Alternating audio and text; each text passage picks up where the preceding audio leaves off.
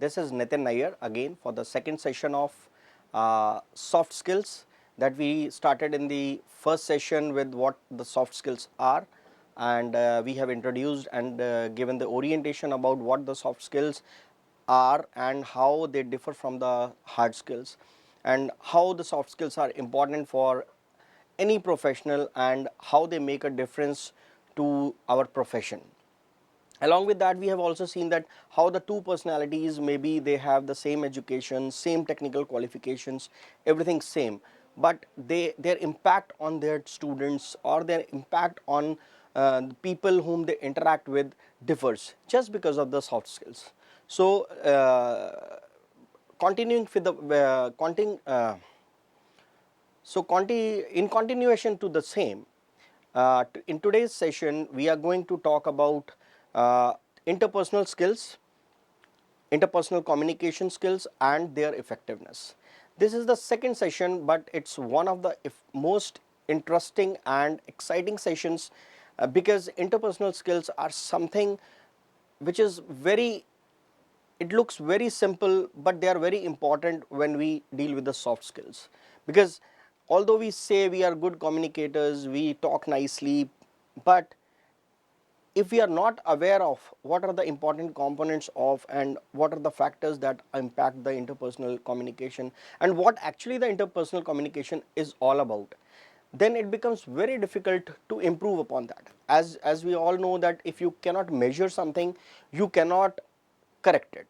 So in order to measure, in order to find out what are the factors to be considered when we want to improve our interpersonal communication skills, if we can learn that, if we can understand that, that becomes very easy for us to move ahead and improve upon these skills. So let's start with the interpersonal communication skills and how to make them effective. Starting with the interpersonal communication skills, first we need to understand and just have a brief about what, when we talk about communication, what we understand from the term communication.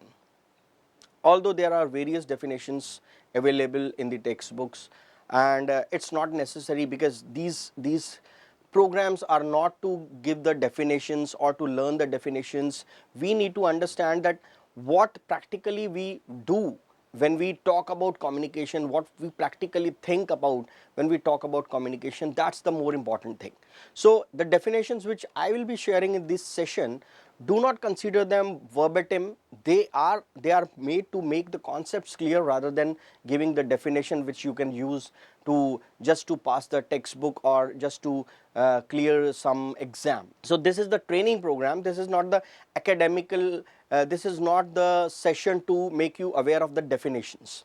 So I hope you understand and be with me for that, and that will make the session more enjoyable as well. So coming to the definition of communication, when we talk and when we say we are communicating, it means somewhere we are using some symbols, some kind of words, or we are using some sounds or gestures or body language to convey something, to present our ideas, to discuss the subjects, and to make the meanings shareable, and to discuss about that. So this is the broad meaning of communication when we talk about the term. And this communication can be in any form. It is not necessary that somebody is sitting in front of me and then only I am talking to them. It can be through the magazine, it can be through the newspaper, because newspaper is also communicating with us. Books are also communicating with us. Podcasts are also communicating with us. Social media also communicating with us. All these are different forms of communication. But when we talk about the interpersonal communication, that is just one part of the communication. That is what we are going to discuss in detail during this session. And one thing more is that all the forms of communication use some kind of symbols. And when we say symbols, the word symbols means it includes the words, it includes the sounds, it includes the movements, it includes the images to represent ideas. Because when you talk to somebody, you don't only talk in terms of words, you also include images, gestures, body language, movement of hands, movement of your head, nodding your head or something like that. Everything is included in the communication, and that is why the communication is considered to be the broader aspect, and but we need to understand only one particular area or one particular type of communication. That is what the interpersonal communication is all about. So now let's move to the next thing, that is interpersonal communication. Let's see what it is about. Now, interpersonal communication is a very specific and special type of a communication. Although it looks very simple to understand, maybe we think that we know about it, but somewhere or the other we don't perceive, or we don't have the correct definition sometimes. That is why we are sometimes so confused that what we want to say people don't understand that, or what we convey is misunderstood by our students, by our teachers, by our other peers or the stakeholders, whosoever is. Communication is very sensitive matter. When we talk about when we communicate, when we say something to somebody, we need to take so many factors into account. And when we say interpersonal communication, it is the use of, again, it is the use of words, gestures, body language, or the written words even, to create a personal bond. Now this point is very important, that when we talk about interpersonal communication or interpersonal communication skills, we are actually dealing with that communication where we are more interested in making bond with the person with whom we are talking. Now that person could be a group, that person could be an organization, that person could be a our all the friends, that person could be a one person, and one person can be our partner, our life partner, our parents, our teachers, anybody could be there. But the main point is that interpersonal communication is about when you want to make bond with the person, and when you use the symbols, those symbols can be words, that can be a written text, then we say that the interpersonal communication is taking place. Now the first point is that we want to make bond with the person. The second point comes, when we do interpersonal communication, it's not the one person who is communicating. When we are talking to somebody else, both the people are affected and they reflect the communication when you talk to them. Suppose you are talking to your friend or you are talking to your student, you see when you say something, they are also reacting, they are also responding back. So responding back or reaction or kind of an emotional response, all these things are always included when you are doing some interpersonal communication, because as I said, it is all about making bond with the other. Suppose you say something good to somebody and the person is happy, and you found that the person is feeling good from your talk, what you said, he liked that, so he'll give you a very good response, and you can find out from that the face of the person that the person is feeling happy from that. But if you said something which the person doesn't like, if you feel that he is not comfortable with what you are saying, so suddenly you get a note that okay, my words are not clear, or somewhere I'm not making sense with this person. So the person's reaction will tell you whether you are in the right direction or not. So third important thing is it affects interpersonal communication, is it affects and reflects the actions of both individuals involved.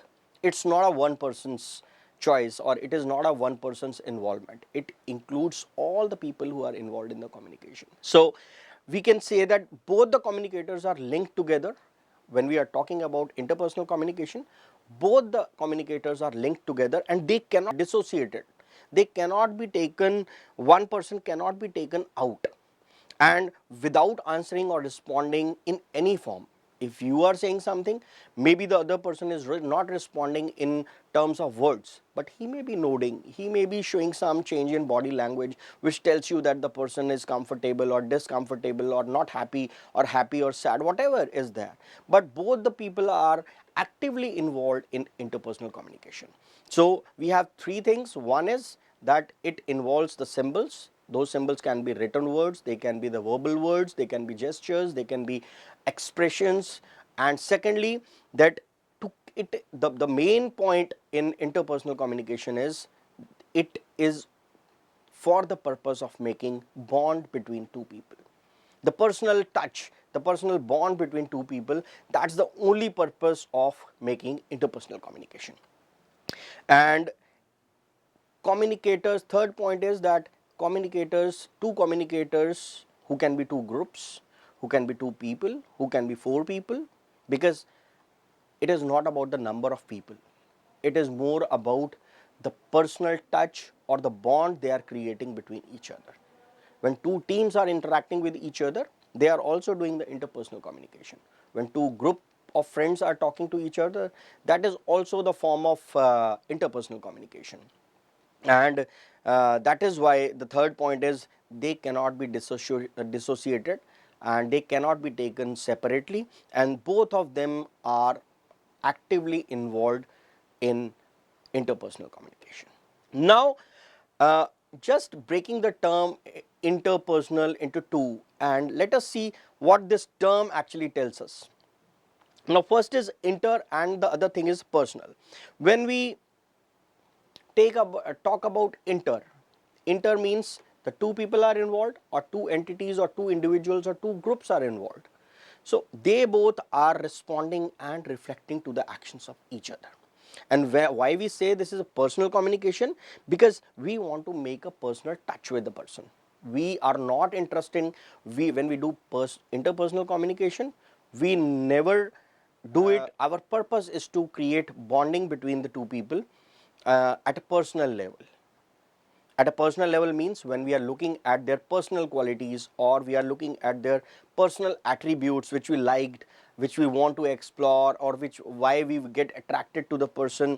One important point is interpersonal communication is not about discussing something secret or something personal or something some topics which we cannot discuss with others. It's never like that. It is not dependent upon the topic, it is not dependent upon some private chat, or it is not dependent upon some subject which we cannot discuss with anybody else, or we want to discuss in secret. It only involves the closely related people or individuals. When people involved are closely related, when they are individuals who want to bond with each other, that is what the interpersonal communication talks about. Now moving to the next part, then where does it and how does it occur?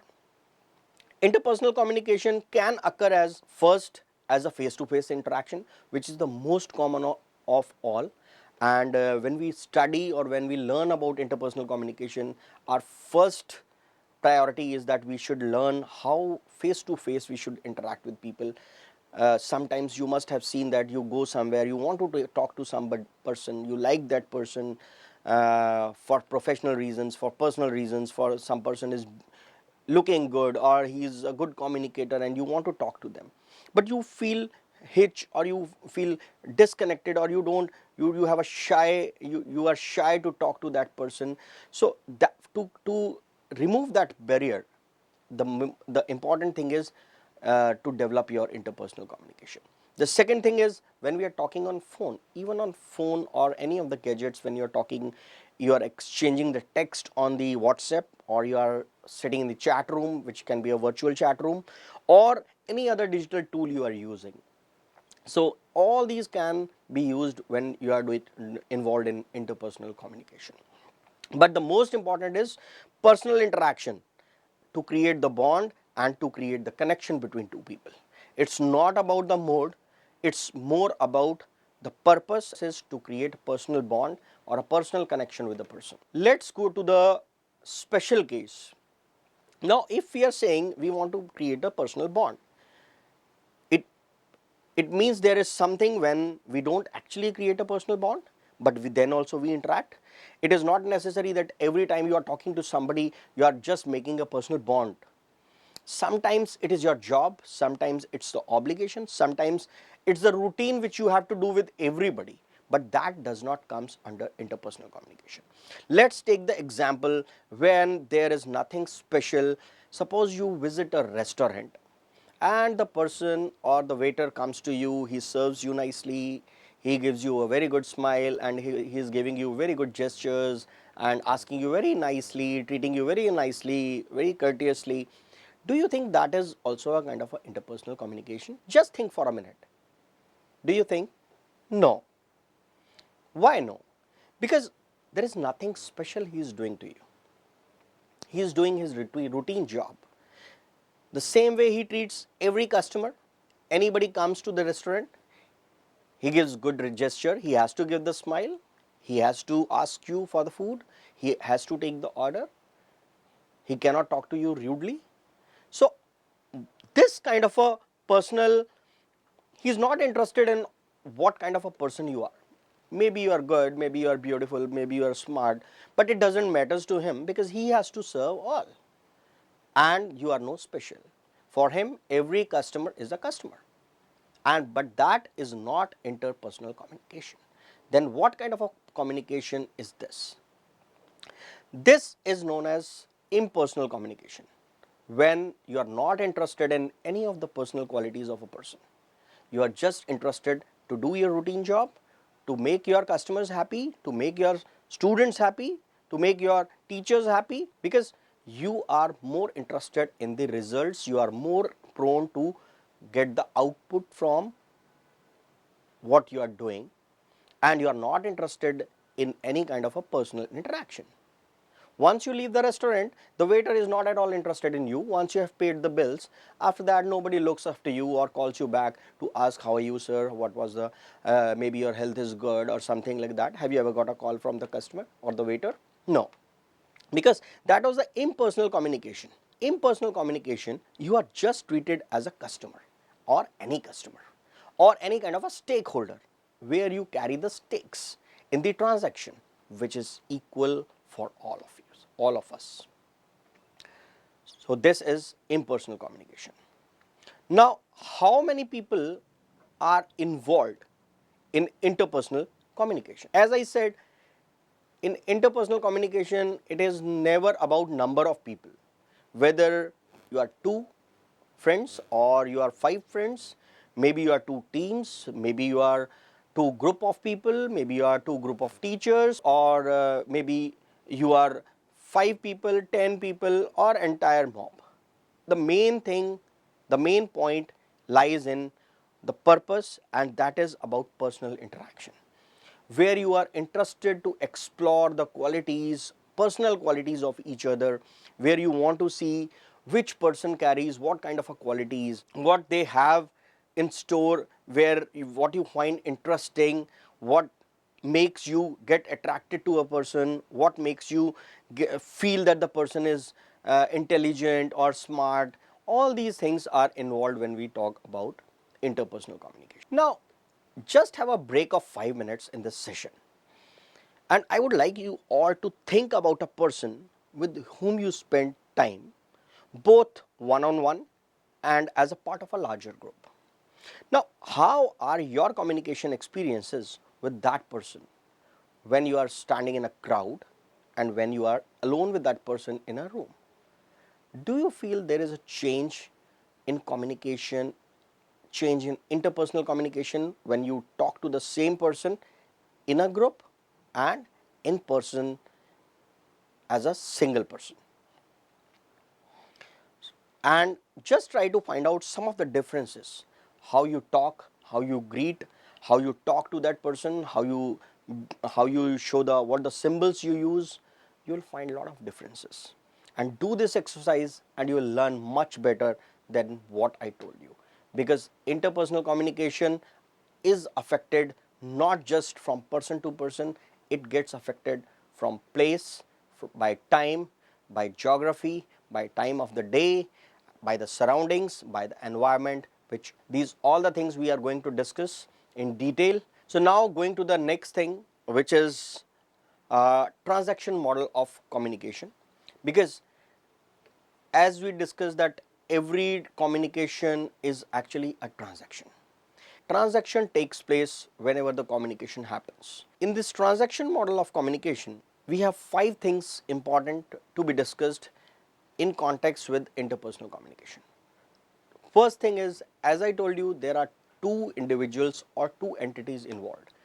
Those two individuals, those two organizations, those two groups are involved, and their personal qualities, their thoughts, their perceptions, their beliefs, their culture, everything is important when you interact with the other person, and these two people are the most important part of any transaction that happens between them as a communication.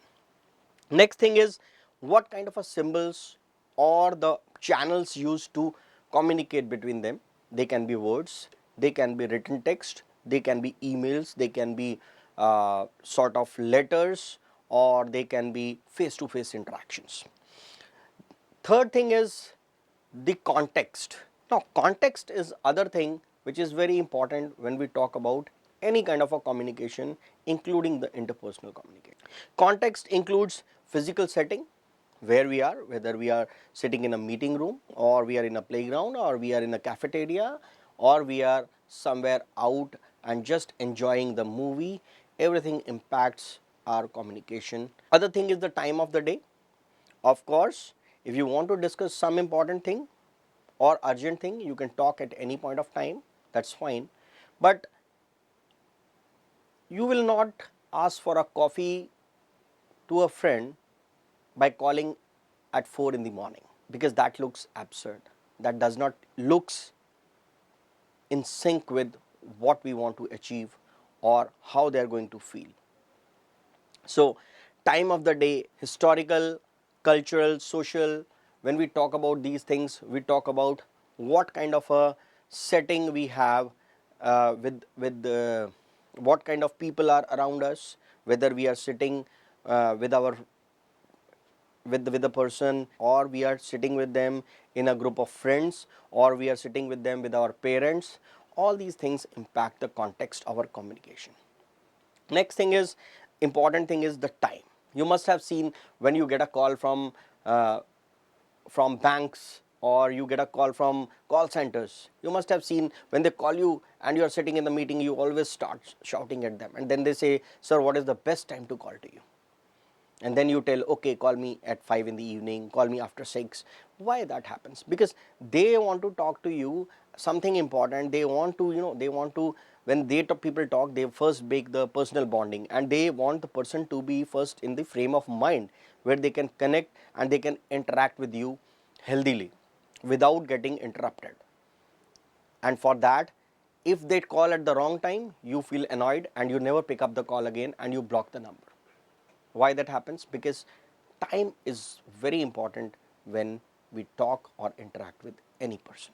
Now we will see some important or some of the very unique features of salient features of interpersonal communication.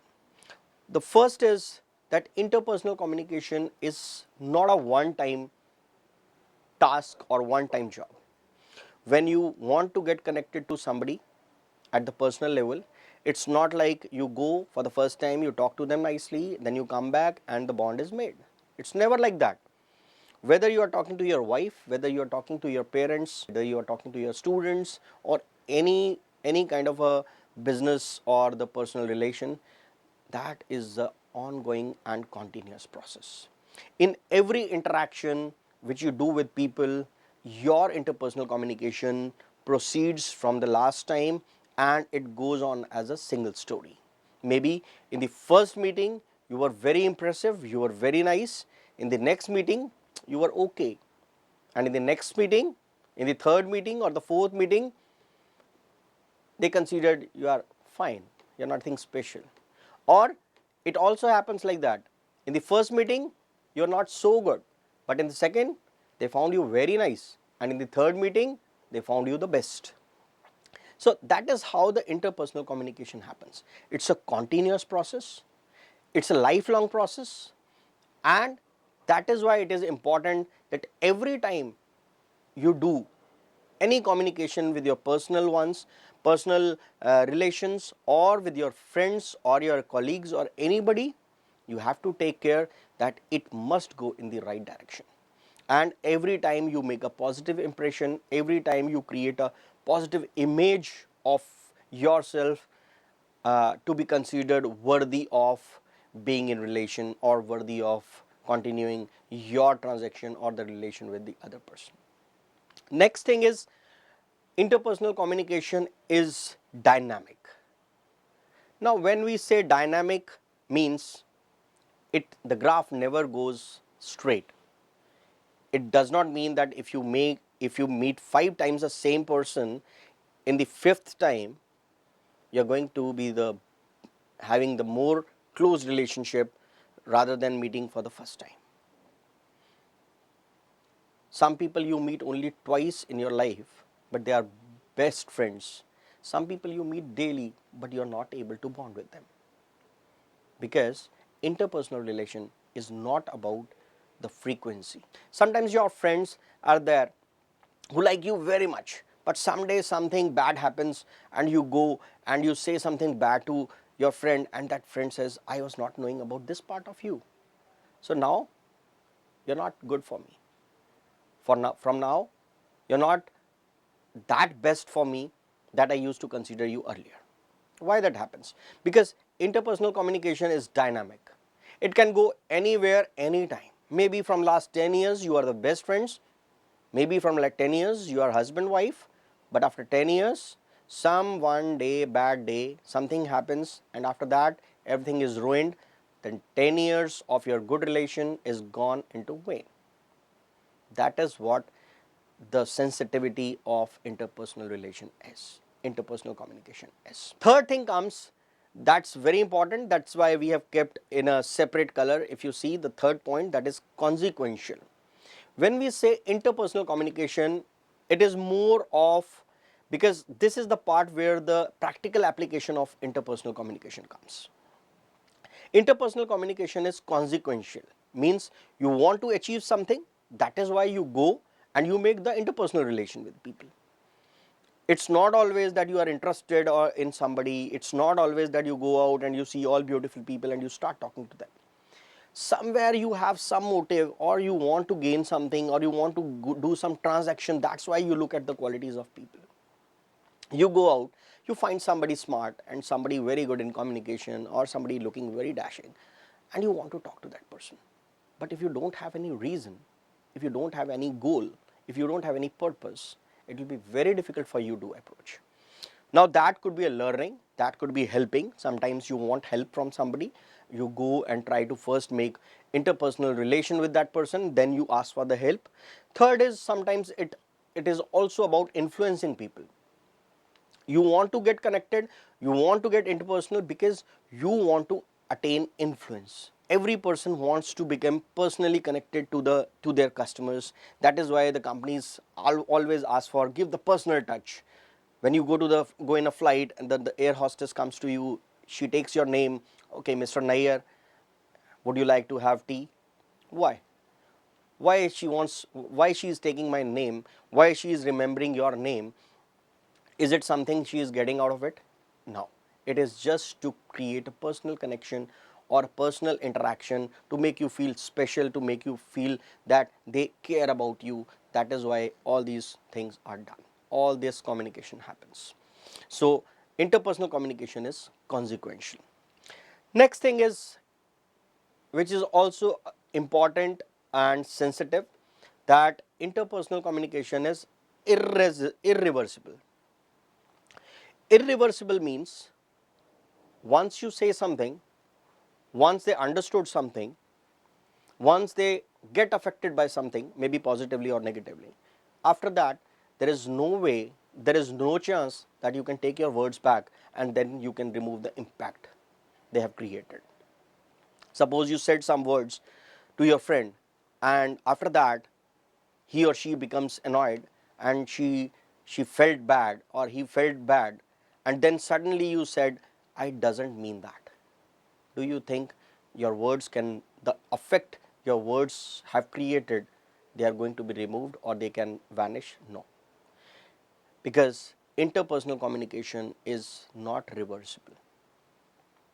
Once you have done something, even after 10 years, the person will remember the same incident.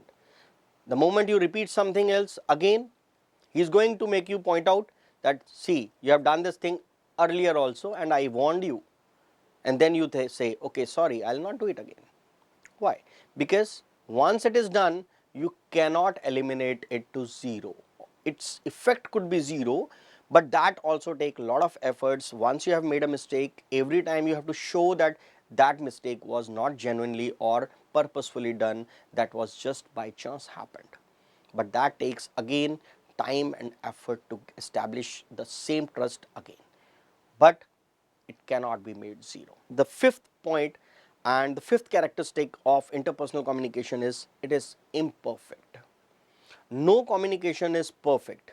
Always remember that when you are communicating with anybody, whether your customer, whether your wife, whether your parents, whether your children, whether your students or your teachers, no communication is perfect. Perfect means something which you are going to say is going to be misinterpreted by the other person who is listening to you, because the meanings are always changed from person to person. Some things you may think that what I am thinking the other person is thinking, but it's never like that. Meanings change when they cross one culture, when they cross one time, when they cross one person's head, or when they go through the other person's heart. As we discussed, heart and mind, they both are involved when you are communicating with the people. Suppose you said something from mind, the other person took it to heart, and then you say, I didn't meant that. But that person has not taken the literal meaning, he must have taken the meaning through his feelings. So that imperfection always lies in any kind of a communication. So as a good interpersonal communicator, we must be aware that it is never perfect, always imperfect. So we need to take care as far as possible to make this interpersonal communication as effective as possible, and that is what we are going to learn in the further session, that how we can do that.